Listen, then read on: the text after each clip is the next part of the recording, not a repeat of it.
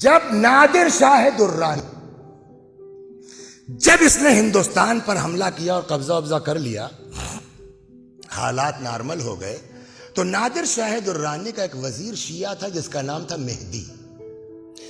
مہدی نے کہا نادر شاہ سے کہ بھئی اب تو سب ہو گیا، اب ہم کو اجازت دیجئے، میں ذرا نجف جانا چاہتا ہوں۔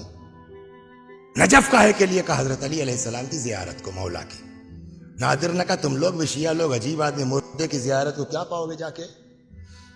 مہدی نے کہا کہ میرا مولا عام انسان نہیں ہے، نجس چیز ان کی بارگاہ میں جا نہیں سکتی، اتنی عظیم ذات ہے۔ آج بھی کچھ اس انداز سے مہدی نے کہا کہ نادر کے دماغ میں کہا میں بھی چلوں گا۔ اب صاحب ایک برتن میں شراب، نجس ہے نا، ایک برتن میں شراب رکھی گئی، سیل کیا گیا، ایک کتا لیا گیا، چل پڑے۔ جیسے ہی حرم کا احاطہ آیا، سپاہی اپنی طرف کھینچ رہے ہیں، کتا اپنی طرف کھینچ رہا ہے۔ کتے میں طاقت زیادہ یا جی چار چار سپاہی کھینچ رہے ہیں؟ زنجیر ٹوٹ گئی، کتا الٹے پاؤں بھاگا۔ کہ یہ بات تو ٹھیک ہے لیکن شراب تو اندر آ گئی ہے۔ مہدی نے کہا کھولو۔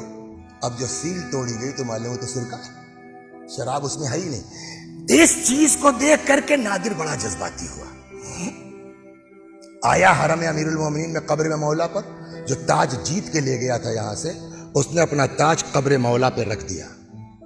کہتا آقا تم ہو، مولا تم ہو، شاہ تم ہو، تمہاری بارگاہ اس لائق نہیں ہے کہ یہاں کتے لائے جائیں۔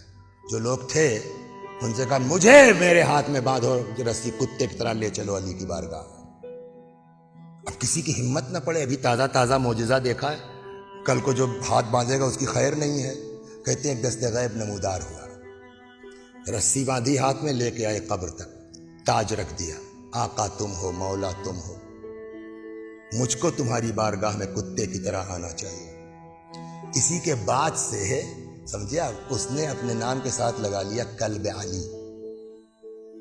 اس کی مہر میں یہی جملہ تھا، کلب آستان علی نادر شاہ قلی۔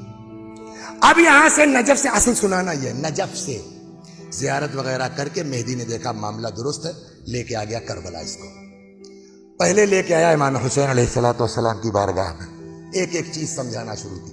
یہ امام حسین کی قبر ہے، یہ علی اکبر کی قبر ہے، یہ حبیب ابن مظاہر ہیں، یہ شہداء ہیں، سب کی زیارت ویارت کروانے کے بعد اب لے کے آیا حضرت عباس کی قبر۔ یہ کس کی قبر ہے؟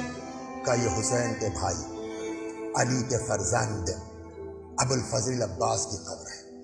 نادر شاہ کے دماغ میں بات آئی نہیں، کہنے لگا جب یہ علی کے بیٹے ہیں، حسین کے بھائی ہیں، تو جیسے اصحاب کی قبر ساتھ میں ہے، بیٹے کی قبر پاس میں ہے، تو بھائی دور کیوں ہے؟ اب نادر نے، وہ مہدی نے لاکھ سمجھانا چاہا، ان کی خواہش تھی، ان کی وصیت تھی، لیکن اس کی سمجھ میں نہیں آ رہا ہے۔ اچانک، اب یہاں سے سنیے، اچانک شور گریہ بلند ہوا۔ کیا بات ہے؟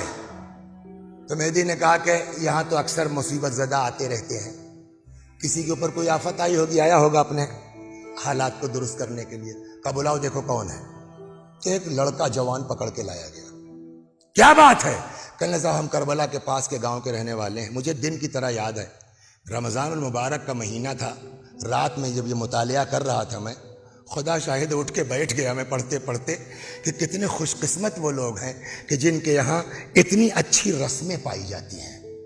سنائیں آپ کو، کہ ہم لوگ کربلا کے پاس کے گاؤں کے رہنے والے ہیں، ہمارے یہاں رسم یہ ہے کہ جب شادی ہوتی ہے تو دولہا دلہن کو سیدھے گھر لے کے نہیں جاتا، پہلے رخصت کرا کر کے باوفا کی بارگاہ میں ہم لوگ آتے ہیں، یہاں ایک دوسرے سے وفاداری کا عہد و پیمان کرتے ہیں، اس کے بعد اپنے گھر جاتے ہیں۔ میری بھی شادی ہوئی تھی، گاؤں کی رسم کے مطابق میں اپنی بیوی کو لے کے گھر کے لیے، کربلا کے لیے آ رہا تھا کہ راستے میں ڈاکوؤں نے حملہ کر دیا، سارا مال و اسباب جو لوٹا وہ تو لوٹا ہی، میری بیوی کو بھی اٹھا کے لے کے چلے گئے۔ تو میں کہاں جاؤں؟ آیا ہوں یہاں۔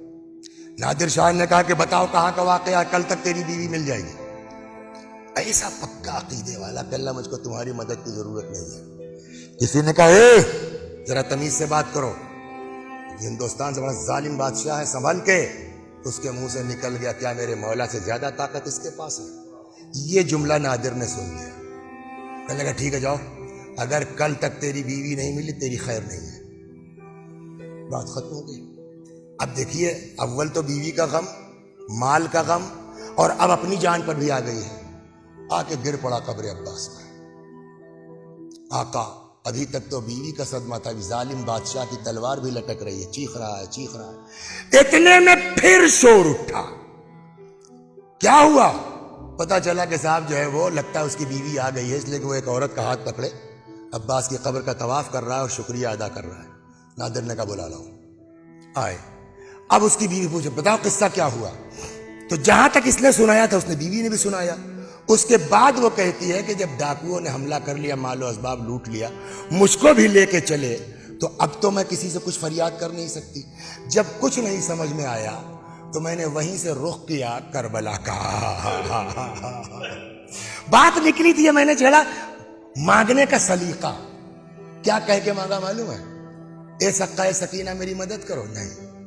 اے باب الحوائج میری مدد کرو، نہیں. عجب جملہ کہا. کہتی جب ہر طرف سے مایوس ہو گئی میں تو میں نے رخ کیا کربلا کا، اور وہیں سے چیخ کے کہتی ہوں اے زینب کے بھائی میری عزت تمہارے حوالے ہے. اے زینب کے بھائی میری عزت تمہارے حوالے. کہتی جیسے ہی میں نے یہ جملہ کہا ایک سوار نمودار ہوا، سارے دشمنوں کو تہہ دیکھ دیا. اچانک کیا دیکھتی ہوں کربلا میں عباس کی قبر کے پاس اپنے شوہر کے قریب کھڑی. اللہ اکبر. بس بات وہی ہے مانگنے کا